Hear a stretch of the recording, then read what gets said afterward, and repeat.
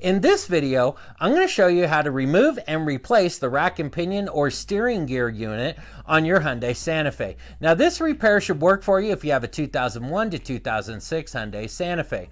The big thing you're going to find unique about this video is the fact that I'm going to show you how to do this without having to remove the cradle or the subframe or any of the major components that so many times you're told that you have to do in order to get this job done. I'm going to show you how to do it simple, quick, easy, without removing major components to get the job done, and I'm going to give you detailed instructions as to how to do it. So let's not waste any time. Let's dive into the video.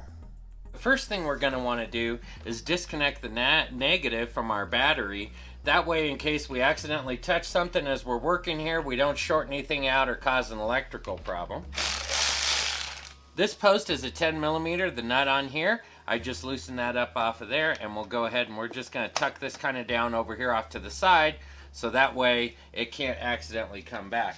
Now, I've already gone ahead and removed the bolts. You have 4 bolts actually that hold your cover on your motor. You have one located up here, here, down here, and over here. And there's 4 of those, and they're 10 millimeter bolts.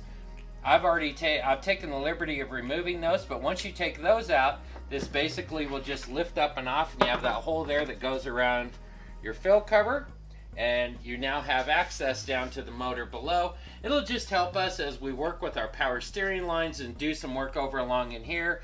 It'll just help us have some more room and some more access.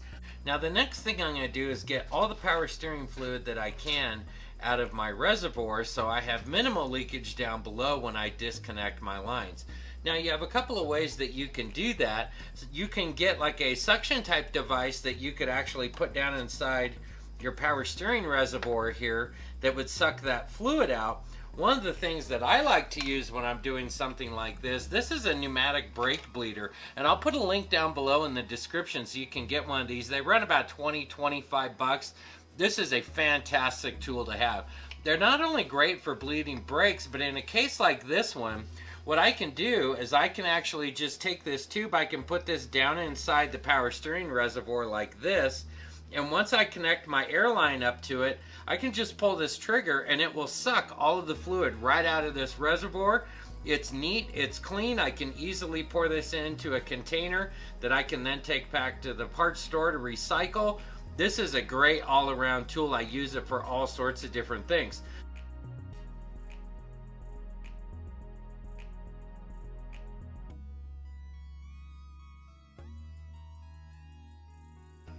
And just like that, we've drained out our power steering fluid reservoir. Next, let's disconnect this line along here.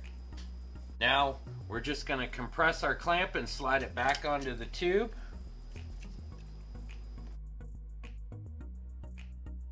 I'm going to use my long reach hose pliers, and these things are great. As you see, they're actually rounded, so what they're designed to do is to be able to grab onto the pipe and then I can pull it off with it. These things are great. I use them all the time. Funny enough, you know what else these work really good for is pulling out spark plug wires, because they'll go and they'll grab around the boot down on the spark plug and you can pull the spark plug wire out. Just side benefit with these. So I'm going to go ahead and I'll just attach these onto here. And what we'll do is we'll go ahead and we'll take our tube out of the reservoir and we'll just feed it all the way down as far as we can down inside this tube, and then that way we can start sucking all that fluid out.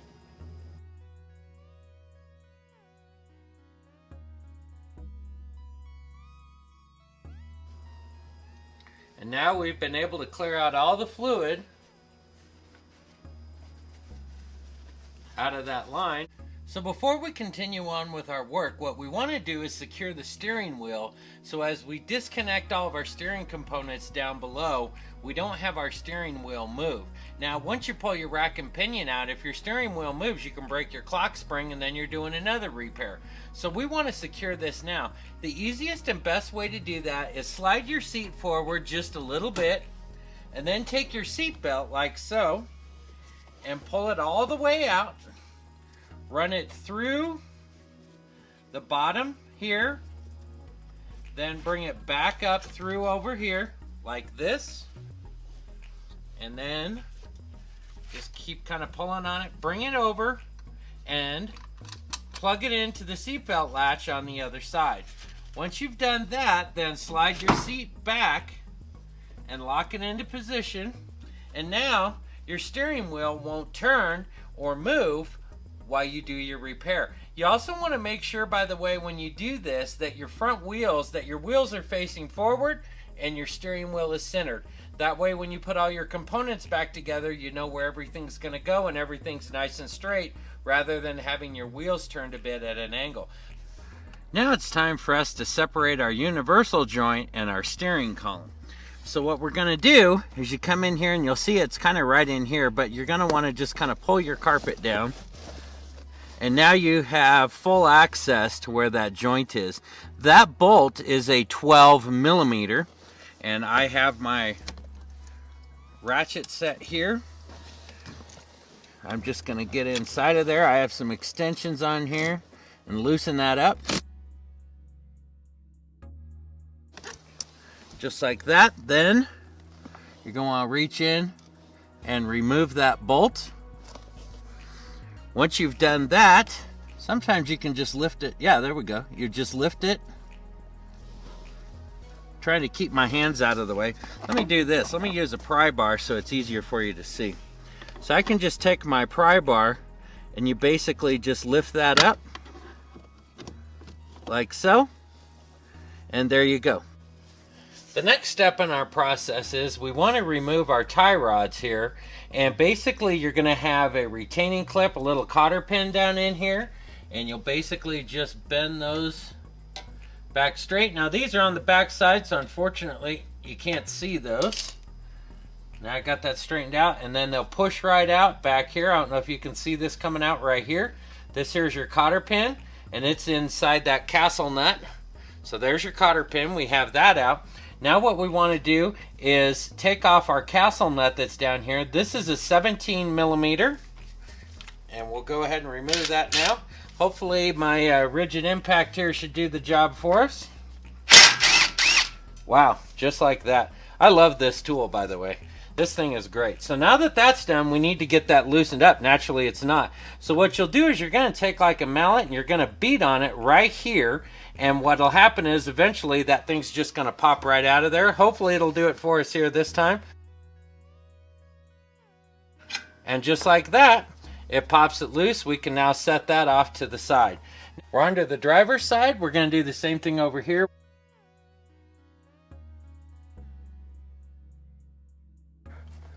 So we're going to go underneath the car now just to try and give you some ideas of what we're having to deal with and what's involved in getting this job done. Now for starters, as you can see, I have a big leak over here. So this is where our leak is, right up in here. So that's where our boot was slid up to, and I took that boot off so we could see. Now for your rack, and hopefully I can get a light up in there, we're gonna move back here a little bit. There's one bolt right there. So directly up above that is the other bolt. This is on the passenger side. So that's where that bolt is located. Now if we move over, and we're just gonna slide over now to the driver's side, that bolt right there with the green dot on it, that is our bottom mounting bolt. So directly up above that, not the one that you see there where those pipes are, but up above even that silver body is where the other bolt is. And that's what's going to be the biggest challenge of all of this. So we're going to do our best to try and get in there. Sorry if my phone jerks around here a bit. This is very tight space in here, and I'm just trying to do my best. Up there are our power steering lines, and we'll have to disconnect those. And actually, we have easy access to get to those from the driver's side wheel well, so we'll be able to get those out. Those don't concern me at all.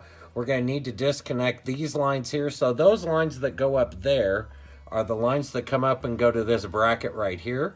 So we'll have to undo that bracket, and then we'll come over here and we'll undo those power steering lines. Once we get that done, then really it's a matter of we need to start getting these bolts out. And like I said, we have one that's located here. And then if we go even further up on the other side of that silver body, there's no way I can get a camera to it. is the other bolt there. But here we are on the driver's side. I'm looking from inside the wheel well to where our rack and pinion goes in. There's our outer tie rod. I wanted to just give you a quick look here so we have an idea. Now here's what's nice. If we look in, there's where our power steering lines come up into the rack and pinion unit. So we do have great access to get to those here from the outside. That's not going to be a problem. And so let's move in a little bit. I don't know if I'm going to be able to actually get a camera in there so you can see it. But back in there, you see that green dot on that bolt back in there? That's the bottom mounting bolt. And I don't think there's any way whatsoever I can get a camera to even get you to see it. But so directly up above where that bolt is, if we keep going up above that housing, there's going to be another bolt up in there. Yeah, it's just not going to get it for you. That is going to be your second mounting bolt. That's going to be the biggest challenge of this project, is going to be for us to get that bolt out of there. It looks to me like we're going to have enough room to be able to just tilt that down and slide that out through this opening.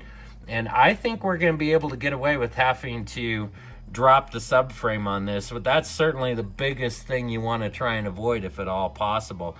But let's move over to the other side and let's take a look at what's involved in getting that part disconnected. And we'll move forward with this project. I think one of the first things we're going to do is we're going to disconnect that lower bracket for our power steering lines. We had that bracket that was down below over there. We're going to do that so these lines are a bit free. Then the next thing I think that we'll do is we're going to start working on getting these mounting bolts off. Now we're over on the passenger side. And let's see what we can do to get you in here a little bit closer. Now you can see I got the boot removed. And I had mentioned that before. Let me get around this brake line. And that way I was able to get in there and actually diagnose that the leak was coming from that seal there on the outside. So that's why we're putting a new rack in. Now while we're in here, and maybe I can get the camera in, if you look down below where that green dot is, that's our one mounting bolt. That's the lower bolt that secures it. And if we look right up above in between our power steering line and our cable there, that's where our other bolt is, located to the top. So we have pretty good access to these two. We should be able to get these two off pretty easily and get that bracket off. And then the hope is at that point we will slide our rack and pinion unit out the driver's side and be able to slide our new one in from that way. There you can kind of see both of your mounting bolts at the same time. It's kind of tight, but you can get an idea. But you can see where this has been leaking down onto here. And so that's definitely where our leak is. So let's get to work on getting our mounting bolts out. I think we're going to start on the other side. I like to get the hard stuff done first. I'm afraid this is about the best view I'm going to be able to get you, at least so I can try and work in here and get you a camera angle. So we have the two bolts. We have one located here, and this kind of holds the bracket together and holds our lines together. And then you have another bolt here that actually mounts the bracket up to the rack and pinion. Those are both a 10 millimeter. Now, it's not, let's see.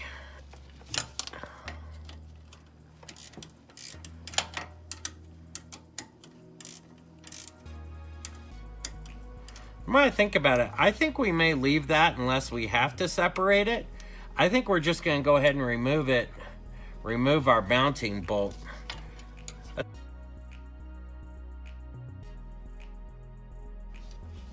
So we have that out, and that there is our mounting bolt. That's a 10 millimeter. And so now, as you can see, we have a little bit of play. Certainly not much, but once we get those lines disconnected from the housing, then it'll certainly give us more room. So our mounting bolts here are a 17 millimeter. We're gonna go ahead and try and get this bottom one off, and then we'll see what we can do to try and get some access to the top one. So I think I'm gonna switch over to my ratchet. And we have our first bolt is out. So let's just see if we can't somehow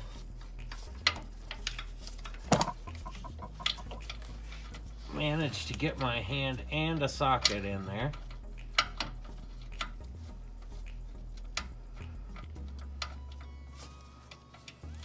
Wow, I think we did.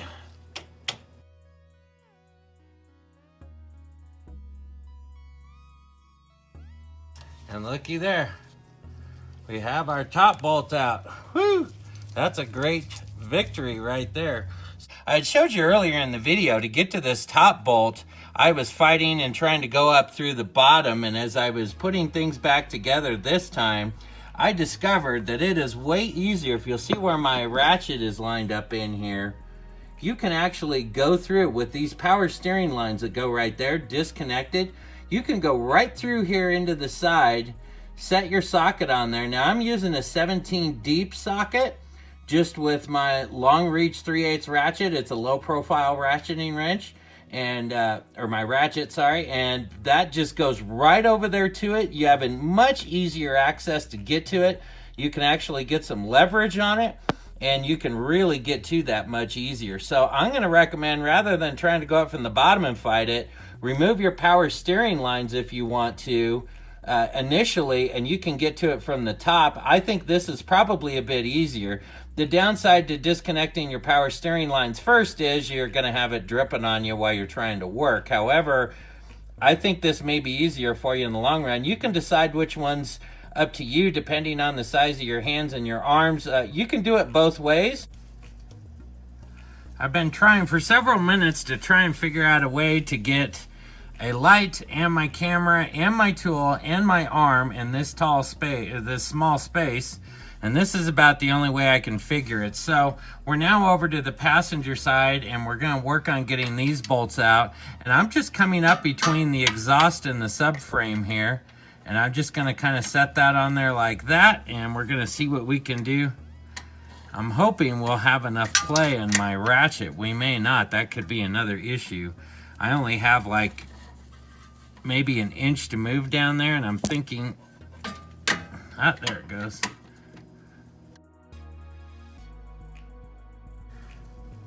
Just a quick update. I found that if I came in through the side as opposed to the bottom, I can get about 3 clicks each time on that bolt. So it does save you a little bit of time. You may find that to be a little bit easier for you.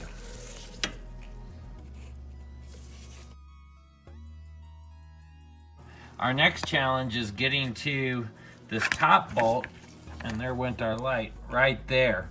And I just can't seem to be able to get a socket into it, and these hoses are in the way from my ratchet. So what we're going to try and do, and it looks like we have engine parts in the way here. Let me try and get you a different angle, the different light. So there's a bolt in the middle of that bracket right there where those two come together. See if I can get my light to stay so I can use my hand and point.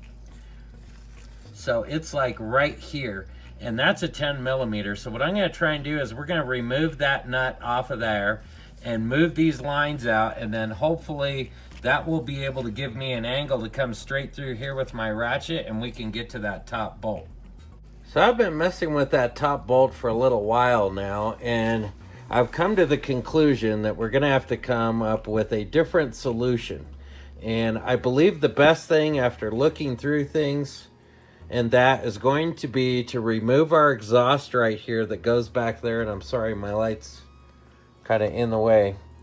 And we're going to remove this exhaust, and then up above the exhaust is the cat. And once again, it's so tight, I don't even think I can get you a shot. But let's move over here to this side. And here's a better shot. So here's our cat. So our exhaust has gone through there. Here's our cat. We'll have to disconnect the electrical, but you see those bolts are on there. I think once the exhaust is down and out of the way on the bottom, we should be able to get up in there with a ratchet, disconnect our cat, and when we do, that cat will give us the clearance to be able to pretty much go straight in on that bolt that you can barely see there. Now the lines have moved. And that way we can get a ratchet in there, because the problem I'm having and what concerns me at this point is, okay, let's say we can finally come up with some way at 1/8 of a turn of time to get that top bolt out. How in the world are we going to get the bolt back in there and get it tightened down and get it tightened to spec? And we want to be able to do this properly. So we're going to need to have some room, which means we're going to have to take something out of the way.